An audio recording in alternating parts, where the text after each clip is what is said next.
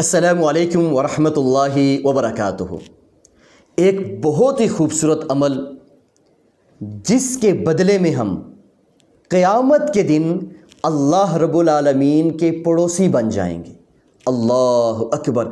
اتنا خوبصورت عمل نبی علیہ الصلوۃ والسلام نے ارشاد فرمایا کہ ان اللہ لا ینادی یوم القیامہ، کہ قیامت والے دن اللہ رب العالمین آوازیں دیں گے، این جیرانی این جیرانی، بھئی میرے پڑوسی کدھر ہیں، میرے پڑوسی کدھر ہیں۔ اللہ رب العالمین یہ آواز دے رہے ہیں، قیامت کا دن ہے اور اپنے پڑوسیوں کے لیے آوازیں لگائی جا رہی ہیں۔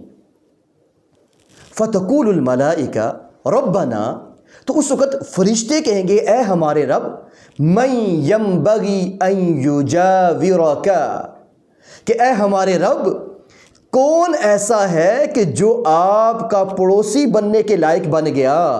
اللہ اکبر!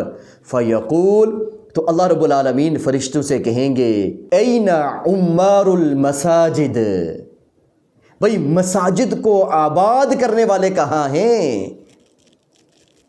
ہمیں تو یہاں پہ یہ چھوٹا سا عمل لگتا ہے کہ مساجد کو آباد کرنا، مساجد میں جا کے نماز ادا کرنا، مساجد کی صفائی کا خیال رکھنا، مساجد کے دیگر انتظام اور انصراف کا جو ہے اس کا خیال رکھنا، مساجد کے راستوں کا خیال رکھنا، مساجد کے واش روموں کا خیال رکھنا، اور مساجد کے اندر جو باقی بجلی کے معاملات ہیں، مساجد کو جو سپیکر کے معاملات ہیں، اور جتنے بھی مساجد کے متعلقہ کام ہیں جو لوگ اس کی تڑپ اپنے اندر رکھتے ہیں، ان کے بارے میں قیامت والے دن اللہ کہیں گے این جیرانی این جیرانی، او بھائی میرے پڑوسی کہاں ہیں؟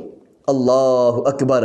کہ میرے پڑوسی کہاں ہیں؟ اللہ رب العالمین نے ان لوگوں کو جو مساجد کو آباد کرنے میں اپنا کردار ادا کرتے ہیں ان کو اپنا پڑوسی کہا ہے۔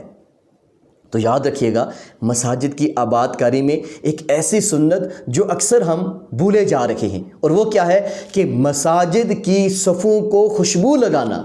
اللہ اکبر! یہ بھی مساجد کو آباد کرنا ہے کہ جب اللہ والے مسجد میں آئیں اور وہاں سے ان کو خوشبو آئے۔ اللہ اکبر! اللہ اکبر! اور جو پھر نمازی خوشی کے ساتھ مسجد میں آئیں گے۔ تو اس لیے ہمیں یہ دیکھنا ہوگا کہ کیا ہم اپنے اڑوس پڑوس سے جو مساجد ہیں ان کی آباد کاری میں کیا میرا بھی کچھ حصہ پڑ رہا ہے؟ اگر پڑ رہا ہے تو یہ خوشخبری ہم سب کے لیے ہے کہ ہم قیامت کے دن اللہ کے پڑوسی ہوں گے۔ اللہ اکبر! اللہ رب العالمین ہم سب کو اپنا پڑوسی بنائے اور ہمیں مساجد کے ساتھ محبت کرنے والا بنا دے، ہمیں اللہ رب العالمین مساجد کو آباد کرنے والوں میں سے بنا دے۔